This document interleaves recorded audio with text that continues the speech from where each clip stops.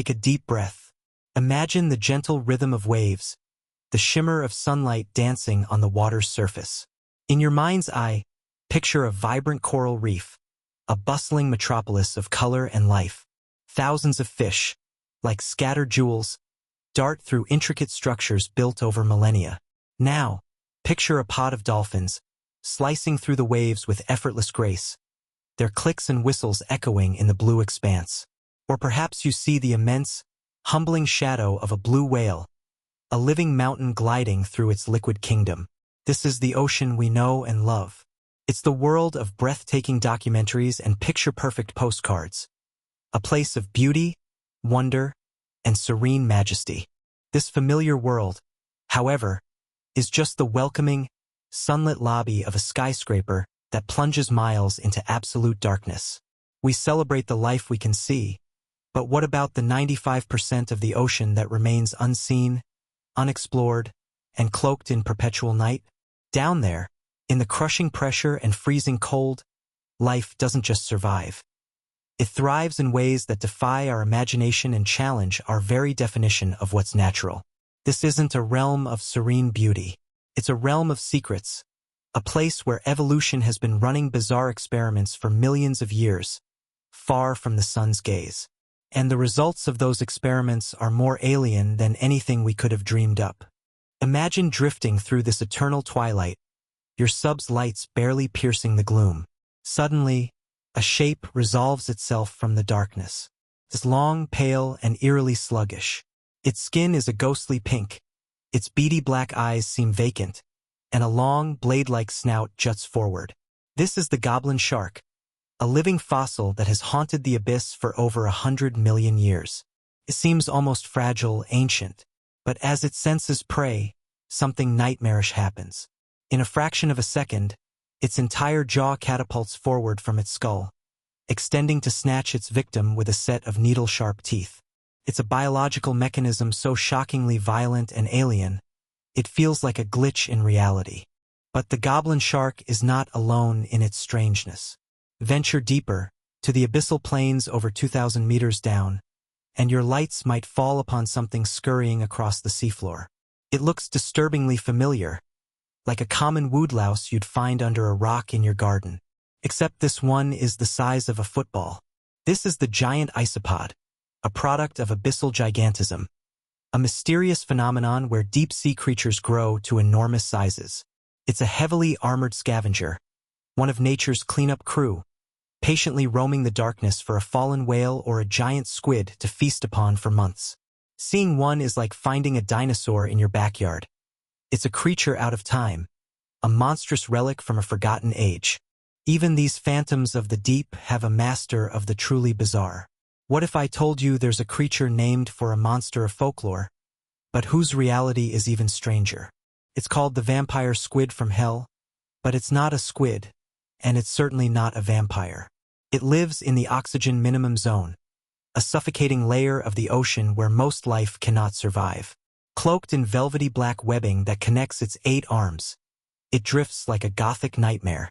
Its body is covered in photophores, light-producing organs it can flash and manipulate to create disorienting patterns, dazzling and confusing whatever lurks nearby. When threatened, it doesn't flee. It pulls its webbed cloak over its head, turning itself inside out in a defensive posture known as the pineapple, exposing spiny tendrils. It is a master of illusion, a phantom that wears the night itself as a shield. Projectile jaw, a giant, armored scavenger from another time, a shape-shifting cloak of darkness and light. These aren't creatures from a science fiction script. They are our neighbors on this planet, living expressions of life's boundless, and sometimes terrifying, creativity. They are the stunning result of evolution working in a stable, predictable environment over millions of years. This raises a deeply unsettling question. If this is what nature is capable of on its own, what happens when we fundamentally change the rules of the game? What happens when we introduce new pressures, new materials, and new chaos into this ancient, hidden laboratory? For the last century, we have been doing exactly that. We have been pouring a cocktail of unprecedented ingredients into the global evolutionary soup. A chemical storm of plastics, pollutants, and rapidly changing temperatures. While we rightly see this as a crisis, a threat to the world we know from a purely biological standpoint, it is something else entirely. It is a powerful, unpredictable catalyst. We've thrown open the doors to the laboratory and are forcing evolution to accelerate, to innovate, to create new forms of life at a pace it has never attempted before. To predict the future of the ocean, we must first understand the terrifying new tools we've given it to work with. We have met the aliens and the monsters that haunt our own planet's depths. These creatures, sculpted by millions of years of patient, deliberate evolution, are the baseline. They are what nature creates when left to its own devices in a stable, if harsh, environment. But our world is no longer stable. We have, in our infancy as a global species, become a geological force. Scientists have given this new epoch a name, the Anthropocene. It's the age of humans. And in this age, we have become the chaotic, unpredictable architects of the future, conducting the largest, most reckless biological experiment in planetary history, with no control group and no way to hit the brakes. Think of it this way. For eons, evolution's recipe for life had a consistent set of ingredients: water, salt, sunlight, pressure. Now we've stormed into the kitchen and are dumping in strange, new, and potent additives. We are changing the very chemistry of the water itself. Every year, millions of tons of industrial chemicals, fertilizers, pharmaceuticals, and heavy metals bleed into the ocean. We see this as pollution, a toxic tide. But from a biological perspective, this chemical fog is a powerful new selective pressure. What happens to a creature whose sense of smell, vital for finding food and mates, is suddenly scrambled by a new chemical? It dies, or it adapts, developing a new sense entirely. This is not just a future possibility. It's a documented reality.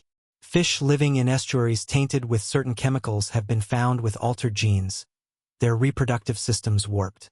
For them, it's a tragedy. But for evolution, it's a data point. It's a random mutation that might, in 1,000 generations, lead to a species that thrives in this chemical soup, one that can metabolize toxins that would kill its ancestors. We are inadvertently creating environments that are lethal to the life we know, but could be the perfect cradle for life forms we can't yet imagine. What new senses, new organs, and new defenses will be born from this chemical arms race? Then there is our most visible, most infamous contribution: plastic. We have produced so much of it that it has become a new, permanent layer in the Earth's geology. Future archaeologists won't dig through strata of rock and sediment. They'll find a distinct, unmistakable line of our civilization's synthetic fossils. This plastic snow is constantly falling into the deep ocean, creating what some scientists are calling the plastosphere. It's a new habitat. These floating islands of microplastic are colonized by unique communities of microbes, some of which are developing a terrifying new skill: the ability to eat plastic. They are becoming plastivores. But the legacy of our technology goes deeper than just our garbage. Look at any coastline, and you'll see concrete seawalls, submerged cables, and the angular, rusting skeletons of shipwrecks. We call these technofossils. To us, a shipwreck is a decaying monument to a past tragedy. To marine life, it's a brand new, ready-made reef. It's a complex, vertical structure in an environment that might otherwise be a flat, sandy desert. And these artificial reefs are attracting a different mix of residents than their natural counterparts. We are laying the foundations of future ecosystems without even realizing it, building the architecture for creatures that prefer steel and concrete to coral and rock. Beneath this storm of chemicals and plastics, we are fundamentally altering the ocean's core properties. By pumping carbon dioxide into the atmosphere, we are making the oceans warmer and more acidic. This is a silent, invisible crisis. For the organisms that build shells and skeletons from calcium carbonate, like corals, clams, and countless plankton at the base of the food web, it's like trying to build a house while someone is dissolving your bricks. The result is catastrophic for them. But evolution abhors a vacuum. As these foundational species struggle, the niches they leave vacant become an opportunity. What rushes in to fill that void? What kind of creature thrives in warmer, more corrosive waters? Perhaps something soft-bodied, gelatinous, and fast-breeding. We've filled the ocean with our waste, our chemicals, and our heat. We've even filled it with our noise. The constant, low-frequency hum of container ships, the percussive blasts of seismic surveys, and the piercing pings of military sonar have created an acoustic fog that blankets the globe. For creatures like whales and dolphins, who experience the world through sound, this is like trying to have a whispered conversation in the middle of a permanent rock concert. It's disorienting, stressful, and deadly.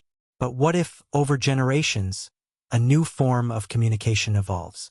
One that uses different frequencies, or is perhaps not acoustic at all?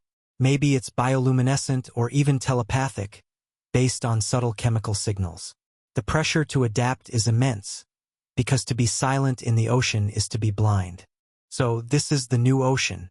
It is a world simmering with our chemical runoff, choked with our plastic ghosts, and vibrating with the ceaseless hum of our machines. We see it as a planetary-scale disaster, a testament to our short-sightedness. But life doesn't see it that way. Life, with its 3.8 billion-year resume of surviving asteroid impacts, ice ages, and supervolcanoes, sees this as a new set of challenges and, more importantly, a new set of opportunities. While we grieve for the world we are losing, a new world is already being born in the depths. On the seafloor, among the plastic snow and rusting wrecks, the first wave of change is taking shape. The pioneers of the Anthropocene ocean are already learning to build with our mistakes. Our journey into the future ocean takes us down, away from the sunlit surface, past the twilight zone, and into the abyss. Here, on the vast, silent plains of the seafloor, the Anthropocene is not an abstract concept. It's a physical reality. A constant, gentle snow falls through the water column. But this isn't the organic marine snow of old, the delicate detritus of dead plankton and fish. This is a blizzard of our own making, a perpetual fall of microplastics, synthetic fibers, and chemical flakes. For decades, we have looked at this scene with despair, seeing it as a sterile, poisoned wasteland. But we were wrong. We were looking at it as a graveyard, when in fact it was a garden waiting for the right seeds. Let's focus on one small section of this new world. Amongst the rusting metal of a lost shipping container and the shimmering plastic dust, something moves. It looks, at first, like a common spider crab, picking its way across the debris field. But as it catches the light from our imaginary submersible, something is deeply wrong. Its shell doesn't have the dull, mottled look of natural chitin. Instead, it glints with an unnatural, oily sheen, like a slick of gasoline on water. It has an iridescent quality, shifting from purple to green as it moves. This is our first encounter with a pioneer of the plastosphere. Let's call it the polymer crab. This crab is not just living amongst our waste. It is wearing it. Its shell is a new kind of composite material, a blend of its natural biology and our synthetic legacy. For years, this crab's ancestors struggled. Microplastics clogged their gills and filled their stomachs, a useless and toxic burden. Most died. But in the relentless lottery of evolution, a few individuals possessed a unique mutation, or perhaps they formed an unholy alliance. Deep within their gut, they began to cultivate colonies of the very microbes that were learning to consume plastic. It's a perfect, if terrifying, symbiosis. The microbes get a safe home and a steady food supply. In return, they break down the complex polymers of the plastic into simpler, biologically usable compounds. And what does the crab do with these new building blocks? It reinforces its shell. The natural chitin framework is still there, but woven into it, integrated at a molecular level, are long-chain polymers. This new carapace is unervingly strong, more resistant to the crushing pressure of the deep and far tougher for any predator to break. This crab hasn't just survived the plastic plague. It has weaponized it. It has turned our poison into its armor. What does it mean for an ecosystem when the scavengers begin to clothe themselves in the very thing that should have killed them? Is this a story of resilience, or is it a story of corruption? The polymer crab is not an isolated miracle. It is a proof of concept, and life is the ultimate innovator. Look closer at the surfaces around it. What appear to be clusters of barnacles are growing on the side of that shipwreck. But they don't have the typical conical, gray-white shells. These are strangely smooth, almost glassy, and they cling to the metal with a tenacity that seems unnatural. These are filter feeders that have taken the next logical step. They don't just passively accumulate microplastics. Their larvae actively seek them out, cementing them together with a biological secretion to build their protective homes. They are creating shelters from the very essence of our pollution. And from this, something even grander and more monstrous begins to emerge. In areas where ocean currents have created vast underwater dunes of plastic particles, these filter feeders and other plastic-integrating organisms are beginning to build reefs. These are not the vibrant, living structures of coral, built from calcium carbonate. These are plastiglomerate reefs. From a distance, they might even look beautiful, sprawling, complex structures shimmering with trapped light. But up close, you can see the truth.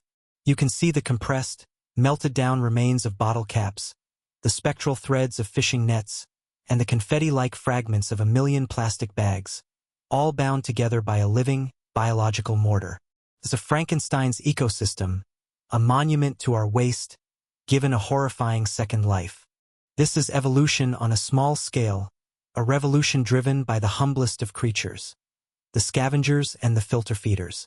They are the frontline workers, cleaning up our planetary mess and, in the process, transforming themselves into something new, something other.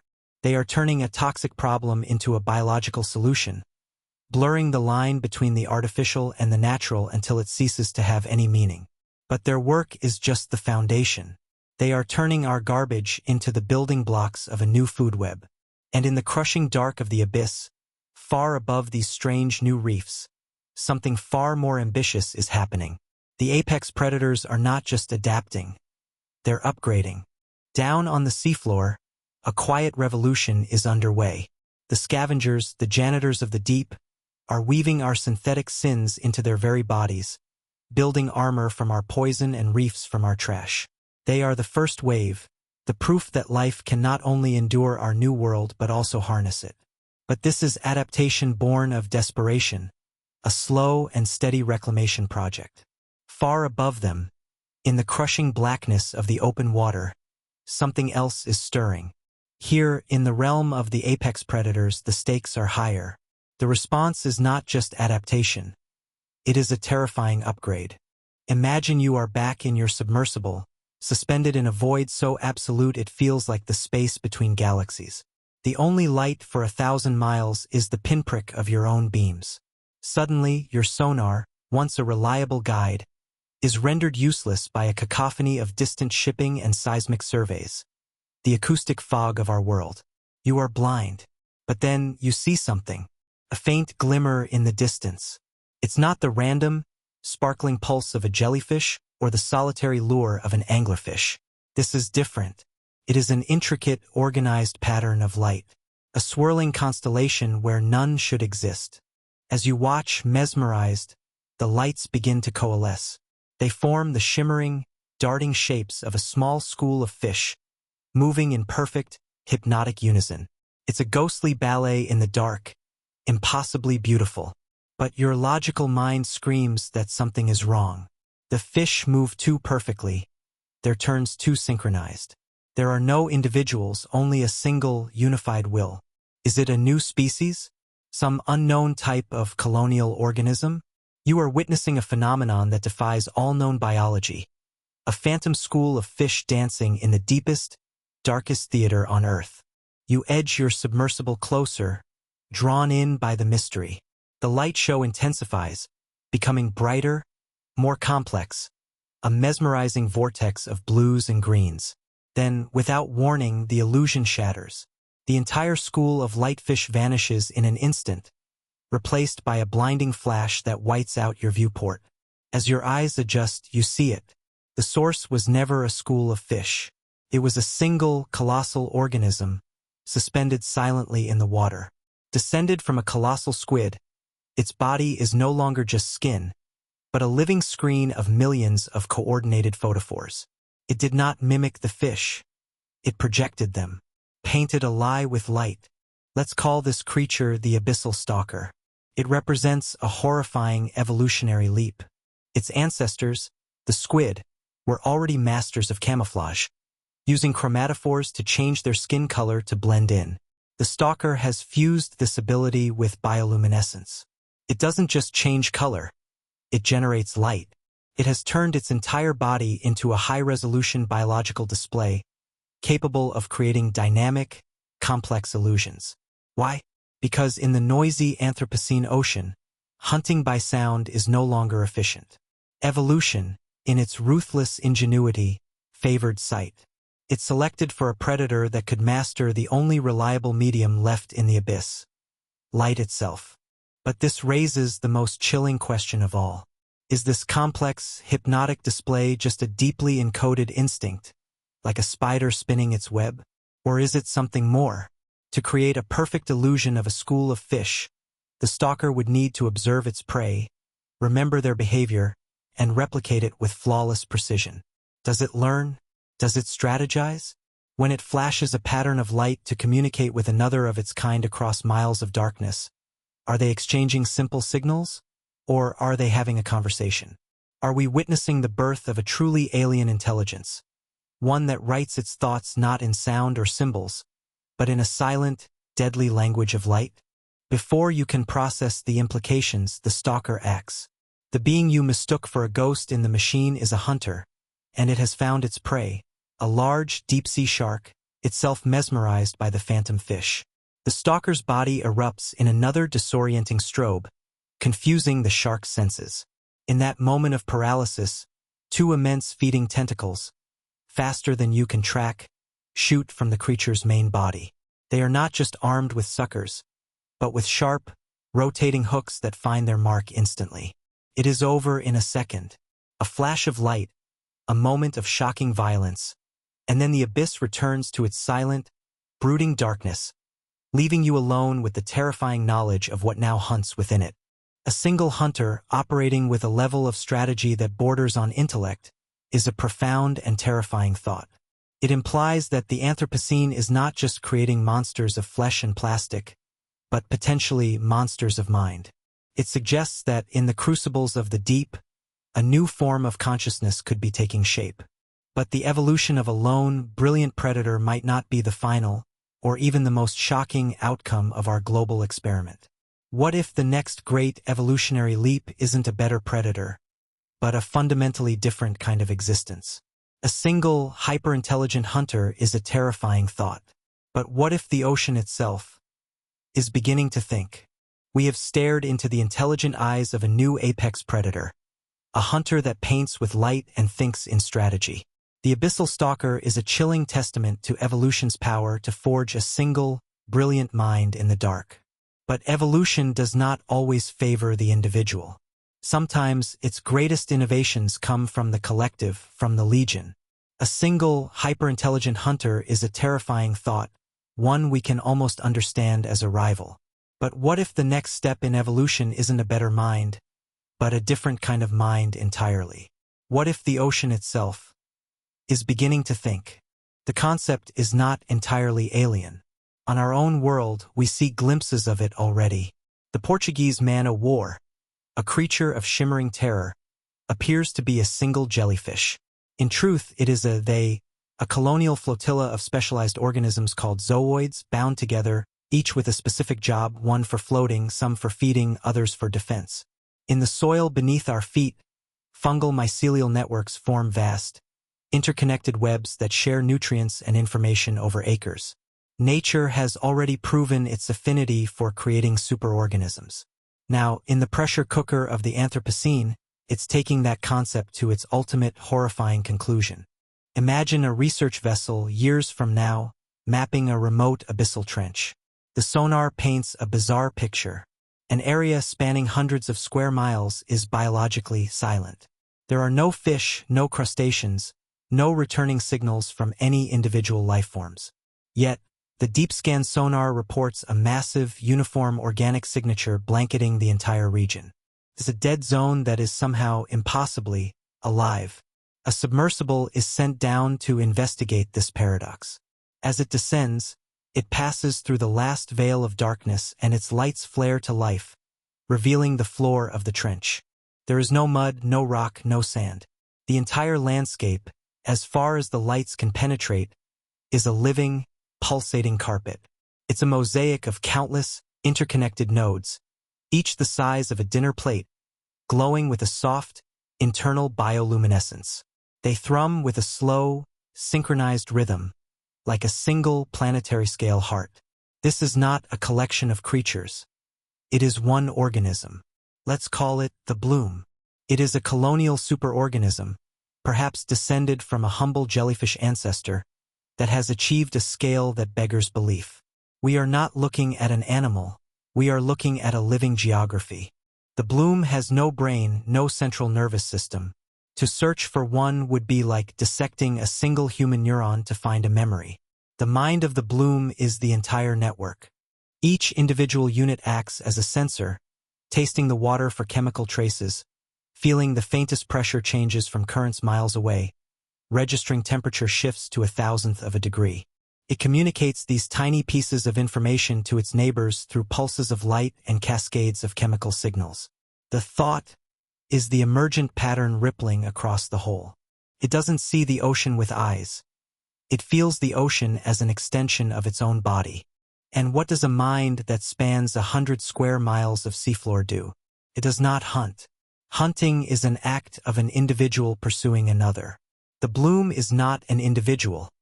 It is an environment. The horror of this new existence is not in its malice, but its utter cosmic indifference. The outer layers of the bloom are comprised of specialized digestive zooids. They secrete a cocktail of powerful enzymes into the water directly above them, creating a digestive aura. Anything that dies and drifts down, or any living thing unlucky enough to blunder into this zone, is simply unmade. It is dissolved molecule by molecule, and the resulting nutrient slurry is absorbed by the whole. There is no struggle, no violence, just a quiet, passive, and absolute consumption. This is the ultimate opportunist. The chemical runoff we've poured into the seas? For the bloom, it's a feast of exotic trace elements. The rising temperatures that kill so many other species? For this gelatinous mass, it simply speeds up its metabolism, allowing it to grow faster. We didn't just pollute the ocean. We fertilized the garden for this new form of life.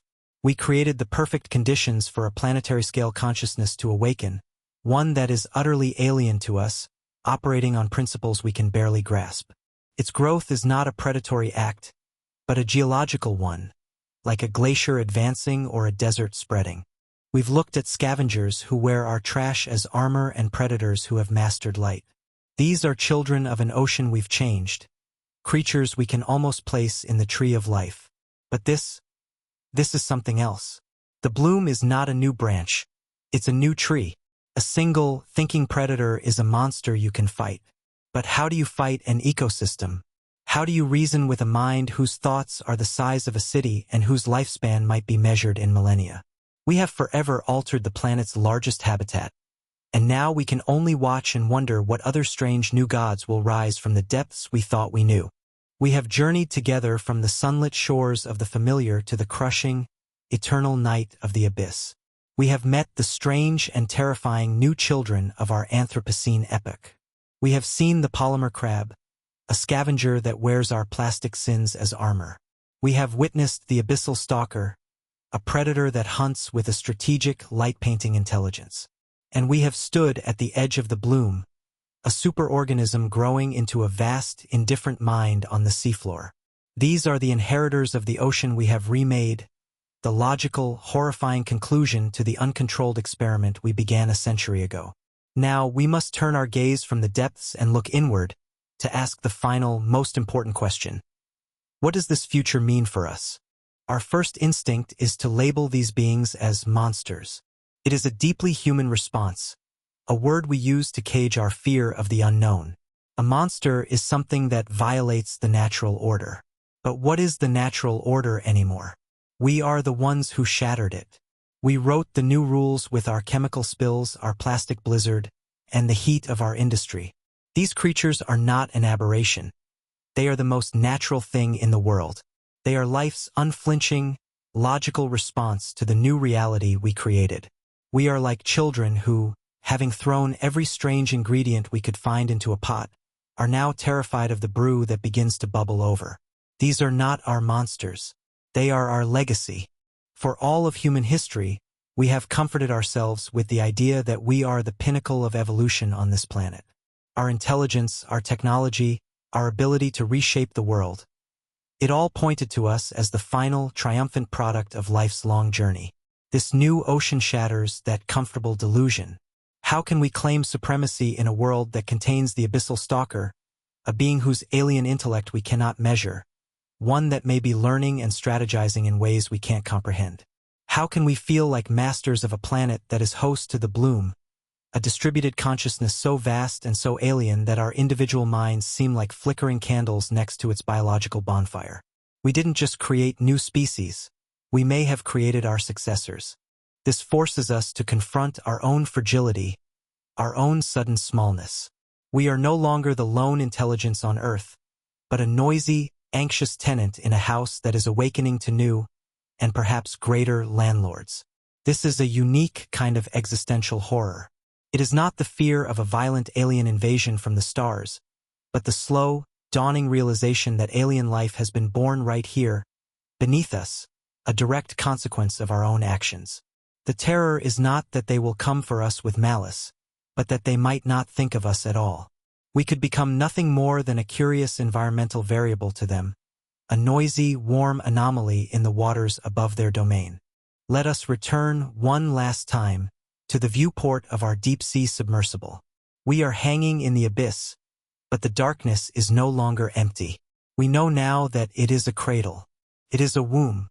Our gaze drifts from the window to the sonar screen, our last bastion of technological sight in this deep wilderness. For hours, it has shown nothing but the familiar hum of our own engines against the background static of a world we've made too loud. But then, a flicker. A new signal appears on the edge of the screen.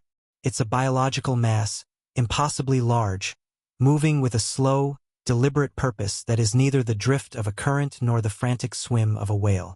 It's too big to be a stalker, and its signature is too dense to be the bloom. It is something else, something new, something our outline did not predict. And in that moment, we understand the profound, humbling truth. We have not just created a few new species. We have triggered an evolutionary cascade, a biological chain reaction whose final outcome is utterly beyond our prediction or control. We have opened Pandora's box at the bottom of the sea, and we can never close it again. We stand at an unknowable horizon, no longer the authors of Earth's next chapter, but merely its first, startled readers. We started this journey by asking how the ocean species will change in the future. We end it with the chilling realization that we can now only wait and watch to see what strange new world will rise from the depths we thought we knew.